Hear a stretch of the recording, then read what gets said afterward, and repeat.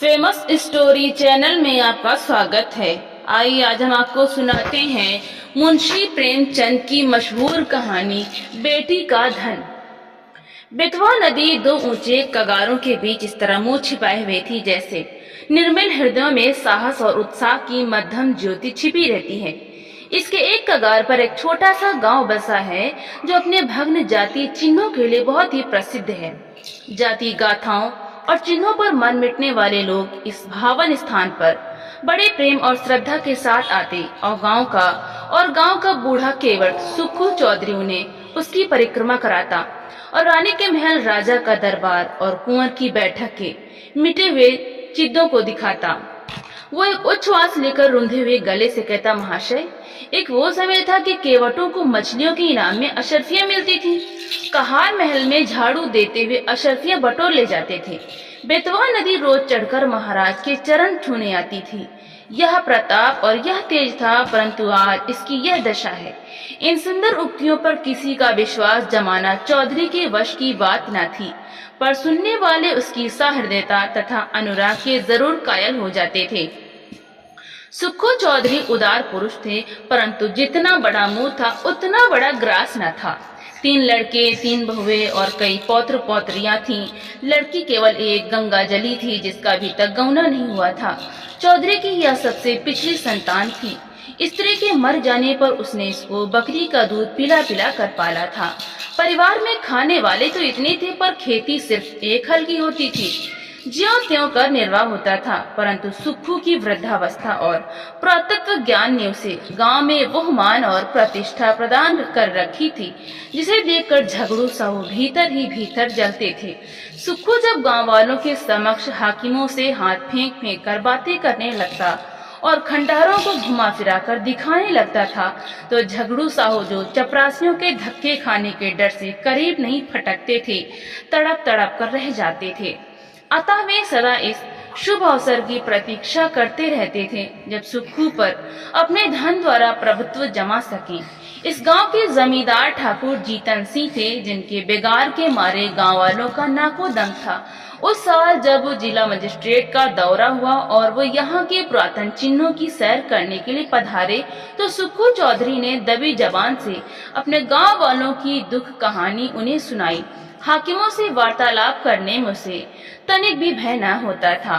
सुक्खू चौधरी को खूब मालूम था कि जीतन सिंह से रार मचाना सिंह के मुंह में सिर देना है, किंतु जब गांव वाले कहते थे कि चौधरी, तुम्हारी ऐसे ऐसे हाकिमों से मिताई है और हम लोगों को रात दिन रोते करता है, तो फिर तुम्हारी यह मित्रता किस दिन काम आवेगी।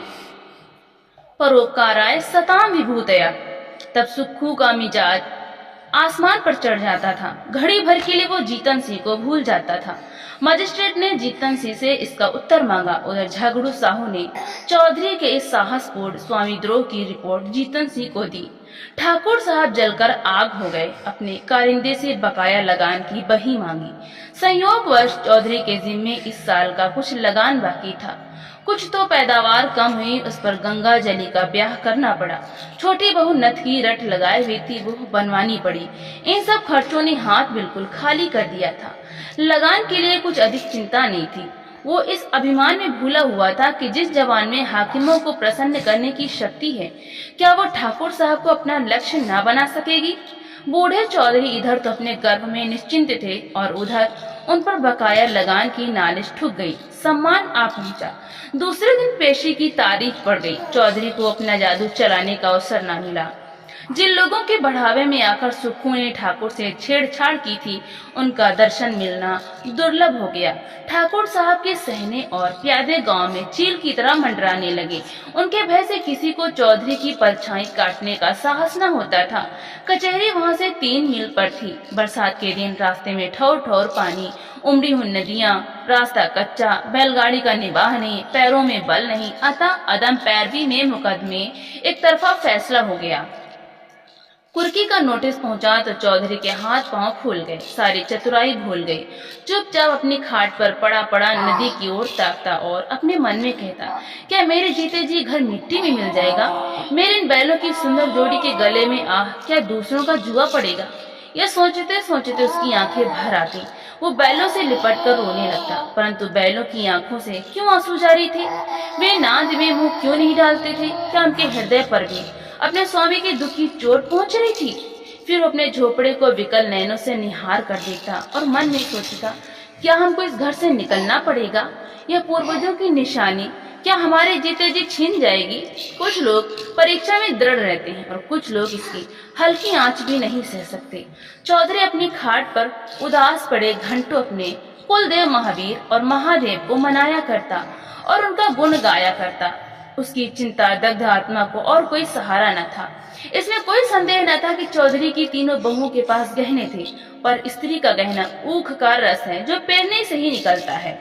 चौधरी जाति का ओछा पर स्वभाव का ऊंचा था। उसे ऐसी नीच बात बहुओं से कहते संकोच होता था। कदाचित यह नीच विचार उसके हृदय में उत्पन्न ही नहीं हुआ था, किंतु तीनों बेटे यदि जरा भी बुद्धि से काम लेते तो बूढ़े को देवताओं की शरण लेने की आवश्यकता न होती। परंतु यहाँ तो बात ही निराली थी। बड़े लड़के को घाट के काम से फुर्सत न थी। बाकी दो लड़के जटिल प्रश्न को विचित्र रूप से हल करने के मंसूबे बांध रहे थे। मंझला झिंगुर ने मुंह बनाकर कहा, इस गांव में क्या धरा, जहाँ ही कमाऊंगा वहीं खाऊंगा, पर जीतन सिंह की मूछें एक एक करके चुन लूंगा। छोटे फक्कड़ ऐंठ कर बोले, मूछें तुम चुन लेना, नाक मैं उड़ा दूंगा, नकटा बना घूमेगा। इस पर दोनों खूब हंसे और मछली मारने चल दिए। इस गांव में बूढ़े ब्राह्मण भी रहते थे, मंदिर में पूजा करते और नित्य अपने यजमानों को दर्शन देने नदी पर जाते, पर खेवे के पैसे न देते। तीसरे दिन वो जमींदार के गुप्तचरों की आंख बचाकर सुक्खू के पास आए और सहानुभूति के स्वर में बोले, चौधरी, कल ही तक मियाद है और तुम अभी तक पड़े पड़े सो रहे हो। क्यों नहीं घर की चीज ढूंढ ढांढ कर किसी और को जगह भेज देते? ना हो संध्याने पटवा दो, जो कुछ बच रहे वही सही। घर की मिट्टी खोद कर थोड़े ही कोई ले जाएगा। चौधरी लेटा था, उठ बैठा और आकाश की ओर निहार कर बोला, जो कुछ उसकी इच्छा है वो होगा, मुझसे अजाल न होगा। इधर कई दिन की निरंतर भक्ति और उपासना के कारण चौधरी का मन शुद्ध और पवित्र हो गया था। उसे छल प्रपंच से घृणा हो गई थी। पंडित जी जो इस काम में सिद्धहस्त थे लज्जित हो गए, परंतु चौधरी के घर के अन्य लोगों को ईश्वर इच्छा पर इतना भरोसा न था। धीरे धीरे घर के बर्तन भांडे खिसकाए जाते थे। अनाज का एक दाना भी घर में ना रहने पाया। रात को नाव लदी हुई जाती और उधर से खाली लौटती थी। 3 दिन तक घर में चूल्हा न जला। बूढ़ी चौधरी के मुंह में अन्न की कौन कहे, पानी की एक बूंद भी ना पड़ी। स्त्रियां भाड़ से चने भुनाकर चबाती और लड़के मछलियां भून भून कर उड़ाते। परंतु बूढ़े की इस एकादशी में यदि कोई शरीक था तो वो उसकी बेटी गंगा जली थी। यह बेचारी अपने बूढ़े बाप को चारपाई पर निर्जल छटपटाते देख बिलख बिलख कर रोती। लड़कों को अपने माता पिता से वो प्रेम नहीं होता जो लड़कियों को होता है। गंगा जली सोच विचार में मग्न रहती थी कि दादा की किस भांति सहायता करूं। यदि हम सब भाई बहन मिलकर जीतन सिंह के पास जाकर दया भिक्षा की प्रार्थना करें तो वे अवश्य मान जाएंगे, परंतु दादा को कब यह स्वीकार होगा? वो यदि एक दिन बड़े साहब के पास चले जाएं तो सब कुछ बात की बात में बन जाए, किंतु उनकी तो जैसे बुद्धि ही मारी गई है। इसी उधेड़बुन में से उसे एक उपाय सूझ पड़ा। कुमलाया वह मुखारविंद खिल उठा। पुजारी जी सुखू चौधरी के पास से उठकर चले गए थे और चौधरी उच्च स्वर से अपने सोए हुए देवताओं को पुकार पुकार कर बुला रहे थे। निदान गंगा जली उनके पास जाकर खड़ी हो गई। चौधरी ने उसे देखकर विस्मित स्वर में पूछा, क्यों बेटी, इतनी रात गई, क्यों बाहर आई? गंगा जली ने कहा, बाहर रहना तो भाग्य में लिखा है, घर में कैसे रहूं? सुक्खू ने जोर से हाँक लगाई, कहाँ गए तुम कृष्ण मुरारी, मेरे दुख हरो। गंगा जली खड़ी थी, बैठ गई और धीरे से बोली, भजन गाते तो आज 3 दिन हो गए, घर बचाने का भी कुछ उपाय सोचा कि इसे यूं ही मिट्टी में मिला दोगे? हम लोगों को क्या पेड़ तले रखोगे? चौधरी ने व्यथित स्वर से कहा, बेटी, मुझे तो कोई उपाय नहीं सूझता, भगवान जो चाहेंगे होगा। वे चलो गिरधर गोपाल, काहे विलंब करो? गंगा जली ने कहा, मैंने एक उपाय सोचा है, कहो तो कहूँ। चौधरी उठकर बैठकर पूछा, कौन उपाय है बेटी? गंगा जली ने कहा, मेरे गहने झगड़ू साहू के यहाँ गिरों रख दो, मैंने जोड़ लिया है, दिन भर के रुपए हो जाएंगे, देने भर के रुपए हो जाएंगे। चौधरी ने ठंडी सांस लेकर कहा, बेटी, तुमको मुझसे यह बात कहते लाज नहीं आती? वेद शास्त्र में मुझे तुम्हारे गांव के कुएं का पानी पीना भी मना है, तुम्हारी ड्योढ़ी में भी पैर रखने का निषेध है। क्या तुम मुझे नरक में ढकेलना चाहती हो? गंगाजली उत्तर के लिए पहले से ही तैयार थी। बोली, मैं अपने गहने तुम्हें दिए थोड़े ही देती हूँ, इस समय लेकर काम चलाओ, चैत में छुड़ा देना। चौधरी ने कड़क कर कहा, यह मुझसे ना होगा। गंगाजली उत्तेजित होकर बोली, तुमसे यह ना होगा तो मैं आप ही जाऊंगी, मुझसे घर की दुर्दशा नहीं देखी जाती। चौधरी ने झुंझलाकर कहा, बिरादरी में कौन मुंह दिखाऊंगा। गंगाजली ने चिढ़कर कहा, बिरादरी में कौन ढिंढोरा पीटने जाता है। चौधरी ने फैसला सुनाया, जगह हंसाई के लिए मैं अपना धर्म न बिगाड़ूंगा। गंगाजली बिगड़ कर बोली, मेरी बात नहीं मानोगे तो तुम्हारे ऊपर मेरी हत्या पड़ेगी। मैं आज ही इस बेतवा नदी में कूद पड़ूंगी। तुमसे चाहे घर में आग लगते देखा जाए, पर मुझसे तो ना देखा जाएगा। चौधरी ने ठंडी सांस लेकर कातर स्वर में कहा, बेटी, मेरा धर्म नाश मत करो। यदि ऐसा ही है तो अपनी किसी भावज के गहने मांग कर लाओ। गंगाजली ने गंभीर स्वर में कहा, भावजों से कौन अपना मुंह नुचवाने जाएगा? उनको फिक्र होती तो क्या मुंह में दही जमाता, कहती नहीं। चौधरी निरुत्तर हो गए। गंगाजली घर में जाकर गहनों की पिटारी लाई और एक एक करके सब गहने चौधरी के अंगोछे में बांध दिए। चौधरी ने आंखों में आंसू भरकर कहा, हाय राम, इस शरीर की क्या गति लिखी है। यह कहकर उठे। बहुत संभालने पर भी आंखों में आंसू ना छिपे।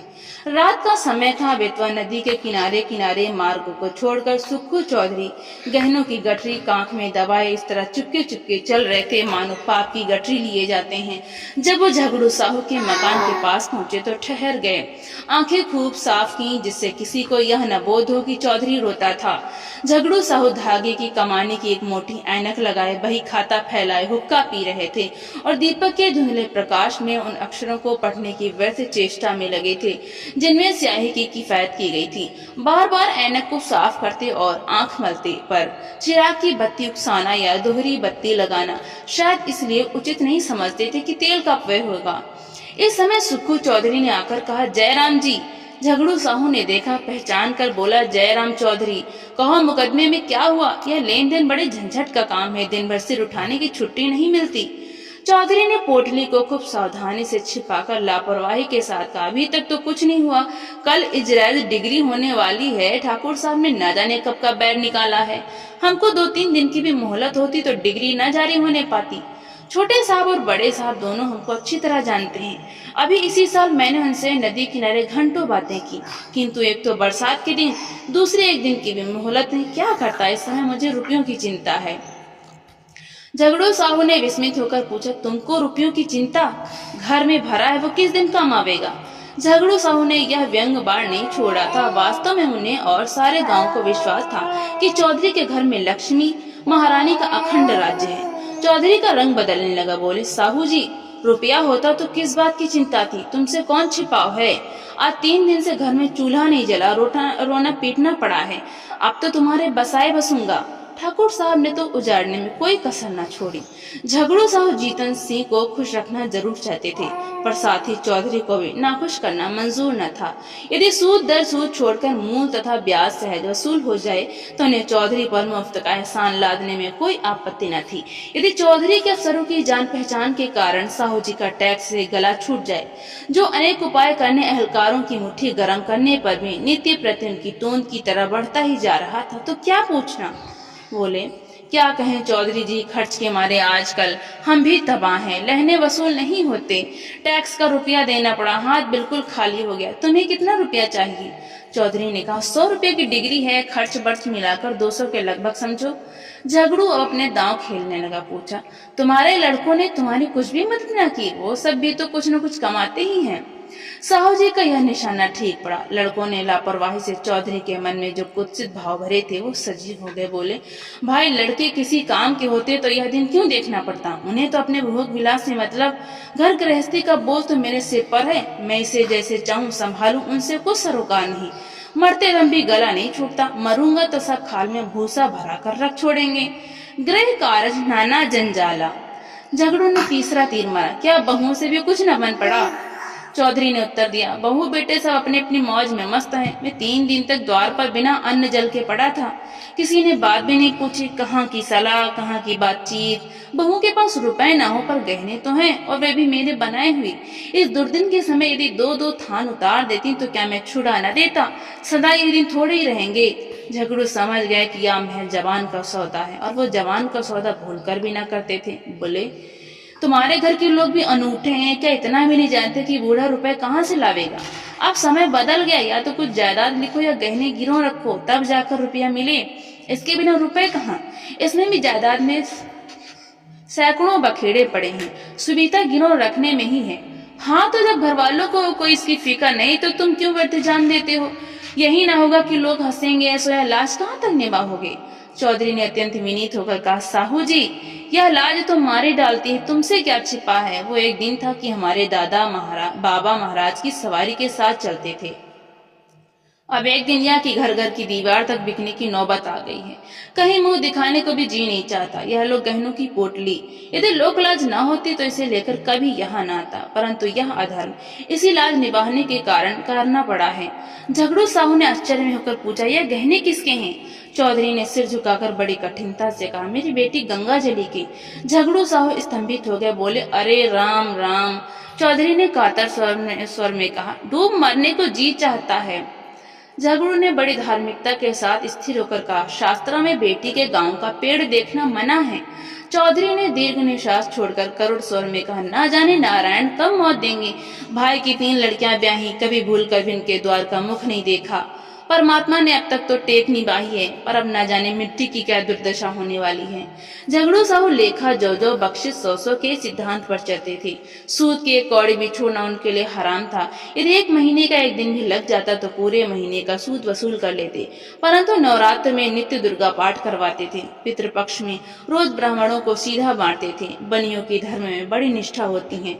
यदि कोई दीन ब्राह्मण लड़की ब्याहने के लिए उनके सामने हाथ पसारता तो वह खाली हाथ न लौटता। भीख मांगने वाले ब्राह्मणों को चाहे वो कितने संडे मुसंडे हों, उनके दरवाजे पर फटकार नहीं सुननी पड़ती थी। उनके धर्म शास्त्र में कन्या के गांव के कुएं का पानी पीने से प्यासा मर जाना अच्छा है। वो स्वयं इस सिद्धांत के भक्त थे और सिद्धांत अन्य पक्षपाती उनके लिए महामान्य देवता थे। वे पिघल गए। मन में सोचा, यह मनुष्य तो कभी ओछे विचारों को मन में नहीं लाया। निर्दय काल की ठोकर से अधर्म मार्ग पर उतर आया है तो उसके धर्म की रक्षा करना हमारा कर्तव्य धर्म है। यह विचार मन में आते झगड़ू साहू गद्दी से मसनद के सहारे उठ बैठे और दृढ़ स्वर से कहा, वही परमात्मा जिसने अब तक तुम्हारी टेक निभाई है, अब भी निभाएंगे। लड़की के गहने लड़की को दे दो। लड़की जैसी तुम्हारी है वैसी मेरी भी है। यह लो रुपए, आज काम चलाओ, जब हाथ में रुपए आ जाए दे देना। चौधरी पर इस सहानुभूति का गहरा असर पड़ा। वो जोर जोर से रोने लगा। उसे अपने भावों की धुन में कृष्ण भगवान की मोहिनी मूर्ति सामने विराजमान दिखाई दी। वही झगड़ू जो सारे गांव में बदनाम था, जिसकी उसने खुद कई बार हाकिमों से शिकायत की थी, आज साक्षात देवता जान पड़ता था। रोंदे हुए कंठ से गदगद हो बोला, झगड़ू, तुमने इस समय मेरी बात, मेरी लाज, मेरा धर्म, कहाँ तक कहूँ, मेरा सब कुछ रख लिया। मेरी डूबती नाव पार लगा दी। कृष्ण मुरारी तुम्हारी इस उपकार का फल देंगे और मैं तो तुम्हारा गुण जब तक जीऊंगा गाता रहूंगा। तो दोस्तों, आपको ये कहानी कैसी लगी? लाइक करें, ज्यादा से ज्यादा शेयर करें और कमेंट करके हमें जरूर बताएं।